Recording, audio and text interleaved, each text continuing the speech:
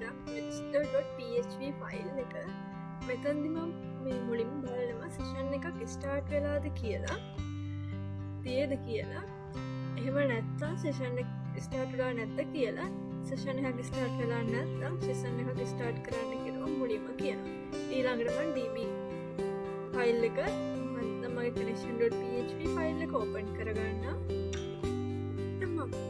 බලනවා කොහොමද අපේ මේ පේජ් එකට ලොග් වෙන්න පුළුවන් කියලා. ඒ කියන්නේ අපේ ප්‍රොඩක්ට් එක රෙජිස්ටර් කරන්න පුළුවන් සෙලර් කෙනෙක් නිසා අපේ මේ පේජ් එකට ලොග් වෙන්න පුළුවන් සෙලර් කෙනෙක්ට. මම මුලින්ම චෙක් කරගන්නවා එයා සෙලර් කෙනෙක්ද කියලා. සෙලර් කෙනෙක් නම් විතරයි මෙයාට ලොග් වෙන්න පුළුවන්. ඒ වගේම මම මෙතන මුලින්ම මේ පේජ් එකේදී ඇඩ් කරගන්නවා header.php එක. First categories from database.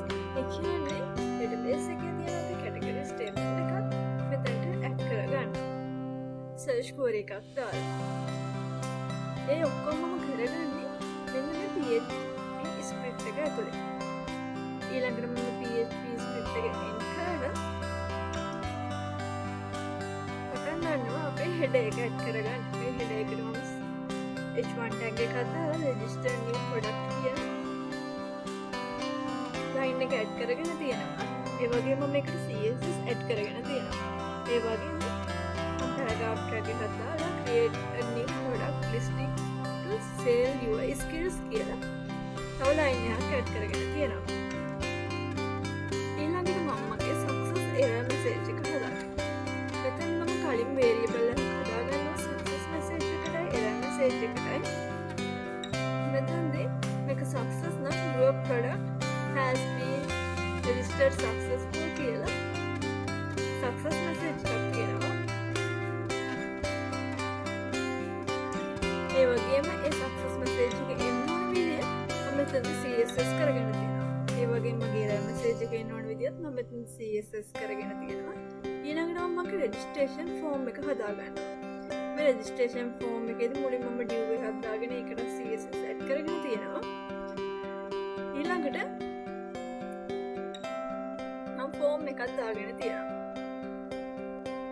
මෙතනදී මම මුලින්ම අපේ සෙලර්ට එයාගේ ප්‍රොඩක්ට් එකේ ටයිටල් එක ඇඩ් කරගන්න පුළුවන් වෙන විදියට ඉන්පුට් එකක් හදාගන්නවා. මේ ඉන්පුට් එක හදාගන්න ඉතින් මම මේක අනිවාර්ය එකක් කියලා තමයි දෙන්නේ. එතෙන්දී මම මේ ඉන්පුට් එකට අදාළව type එක text විදියට id එකක් name එකක් placeholder එකක් වගේම classes set කරගෙන තියෙනවා. ඒ වගේම මේකේ max length එක 150යි. මේක අනිවාර්යයි. ඒ කියන්නේ required කරපුවා. මේක required කරපුවා කියලා පෙන්නන්න මම මෙතන star mark එකක් දාලා තියෙනවා. මේ star mark එක අපිට පෙන්වන්න ඕන විදිය මම මෙතන උඩින් add කරගෙන තියෙනවා. ඊළඟට description එක. description එකේ මම add කරගන්නේ text area එකක්. මේ text area එකට id එකක් name එකක් වගේම මේකේ rows පහක් තියෙන්න ඕන කියන එක මම මෙතනදී add කරගෙන තියෙනවා. ඒ වගේම මේක characters 1000ක් පොඩිම යන්න පුළුවන් කියන එකත් කියලා තියෙනවා. ඒ වගේම මේක required කියලා තමයි තියෙනවා. අපේ form එකට two column layout එකක් add කරගන්න. මම two column layout එක add කරගන්නේ category එකට price එකට. මුලින්ම category එක add කරගන්න. category එකේදී ඒ category එක අපේ database එකේ තියෙන විදියට වෙනස් වෙන්න මම හදාගෙන තියෙනවා. ඒ වගේම මේකට අවශ්‍ය CSS set කරගෙන තියෙනවා. ID එකක් name එකක් දීලා තියෙනවා. අනිවාර්යයෙන්ම මේක add කරන්න ඕනේ. ඒ කියන්නේ මේක required විදිහට තමයි දීලා තියෙන්නේ. ඒ වගේම මේක select කරන්න පුළුවන් විදිහට තමයි හදලා තියෙන්නේ. ඊළඟට price එක. price එකත් මම හදා ගන්නවා. price එකත් හදාගත්තාම ඒකට දෙනවා type එකක්, ID එකක්, name එකක්, placeholder එකක්, ඒ වගේම classes වගේම මේක අඩුවෙන්ම මිනිමම් තියන්න පුළුවන් අගේ විදිහට 0 දෙනවා. ඒ වගේම මේක required. මේක අනිවාර්යයෙන්ම දෙන්න ඕනේ.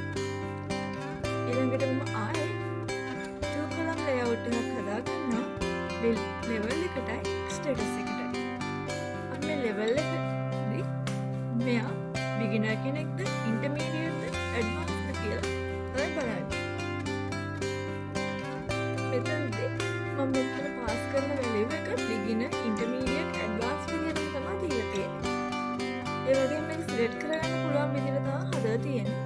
වගේ මේක required. ඊළඟට ස්ටේටස් එකත් හදලා තියෙන required විදියට ඒකෙදි මම value එක විදියට active inactive දීලා තියෙනවා. ඊළඟට මම හදාගන්නේ product image එක. product image එක add කරන්න කොහොමද? මුලින්ම label එකක් හදා ගන්නවා. ඊට මම product image එක add කරගන්න පුළුවන් වෙන විදියට upload area එක හදා ගන්නවා.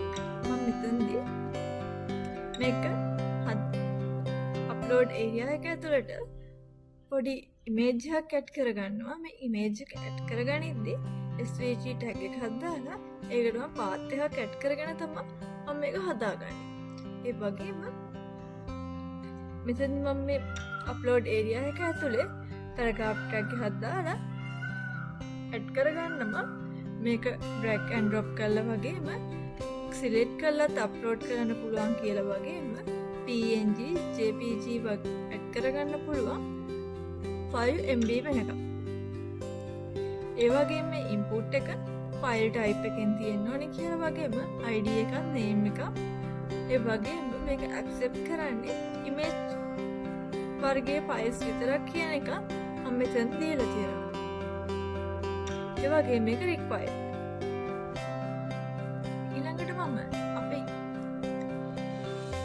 ඉමේජ් එක ඇඩ් කරාට පස්සේ මේ ඉමේජ් එක රිමූව් කරගන්න පුළුවන් වෙන විදිහට රිමූව් බටන් එකක් හදාගෙන තියෙනවා. මේ රිමූව් බටන් එක මම හිඩන් කරගෙන තියෙන්නේ. මේ රිමූව් බටන් එක අපිට view වෙන්නේ අපේ සෙල් එයාගේ ඉමේජ් එක ඇඩ් කරාට පස්සේ. ඒ වගේම ඊළඟට error message එක වෙන විදිහට හදාගෙන තියෙනවා. ඊළඟට submit button. submit button එකේදී මේක type එක මම දීලා තියෙන්නේ submit. ඒ වගේම මේකට CSS add කරගෙන තියෙනවා. ඒ වගේම මම anchor tag එකක් දාගෙන cancel කියන බටන් එකක් හදාගෙන තියෙනවා. මේ cancel බටන් එක ඊට පස්සේ අපේ seller dashboard එකට තමයි මේක යන්නේ. ඊළඟට මම මේක ඇතුළේ මගේ script file එක හදා ගන්නවා. එතනදී මම const කියන variable එක පාවිච්චි කරලා අපේ inputs ටික මුලින්ම add කරගන්නවා. script file එකත් මගේ product register.php file එක ඇතුළේම තමයි හදාගන්නේ. මෙතන මම const එක පාවිච්චි කරලා මගේ inputs ටිකට අදාළ variables ටික create කරගන්නවා. ඒ වගේම upload area එක click කරද්දී ඒ වගේම file input එක change වෙන විදිය, ඒ වගේම drag and drop කරද්දී ඒක CSS මාරු කරන විදිය, ඒක අප්ලෝඩ් ඒරියා එකේදී drag and drop කරන්නේ කොහොමද කියන එක මම මෙතනදී ප්‍රෝග්‍රෑම් කරගෙන තියෙනවා. ඊළඟට අපි මේ දාන ෆයිල් එක ඉමේජ් බලනවා මොන වර්ගයේ ෆයිල් එකක්ද කියලා. ඒ ෆයිල් වර්ගය මොකක්ද කියලා චෙක් කරලා වැලිඩේට් කරනවා. වැලිඩේට් කරලා error message එකක් කියවනවා. please select a valid image file. ඒ කියන්නේ PNG හරි JPG හරි මේකට valid වෙන්නේ. ඒ වගේම ඊළඟට වැලිඩේට් කරලා බලනවා මේ ෆයිල් එක කොච්චරනම් ෆයිල් සයිස් එකක් තියෙන්නේ කියලා. ඒ කියන්නේ MB 5කට වඩා අඩු වෙන්න ඕනේ මේක. එහෙම වැඩි නම් ඊළඟට මැසේජ් එකක් එනවා image size must be less than 5 MB කියලා.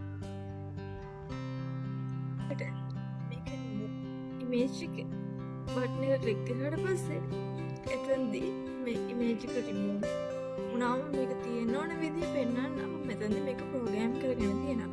ඊළඟට error message එක වගේම success message එක පෙන්වන්න ඕන විදිහ මම මෙතනදී ප්‍රෝග්‍රෑම් කරගන්නවා. ඒ වගේම මෙතනදී error message එකට අදාළ CSS වගේම success message එකට අදාළ CSS මම මෙතනදී add කරගන්නවා. ඊළඟට මම ෆයිල් එකේ අන්තිමේදී අපේ footer එකත් මෙතනට add කරගන්නවා. දැන් බලමු කොහොමද අපි ප්‍රෝග්‍රෑම් කරගත්තු ටික වගේම අපේ CSS ටිකත් add වෙලා තියෙන්නේ කියලා. දැන් අපේ page එකට ඇවිල්ලා අපි create skill කියලා බටන් එකක් press කරාට පස්සේ අපි යන්නේ product register PHP file එක හරහා අපි හදාගත්තු interface එකට. මෙතන කලින් ඉදි කරගත්තා වගේම අපේ header එක add කරගෙන තියෙනවා. ඒ වගේම register new product, ඒ වගේම create a new product listing to sell your skills කියලා create කරගන්නවා. ඒ වගේම මෙතනදී product title එක, product description එක, category එක, price එක, level එක, status එක වගේම image එක add කරගන්න විදියක් හදාගෙන තියෙනවා.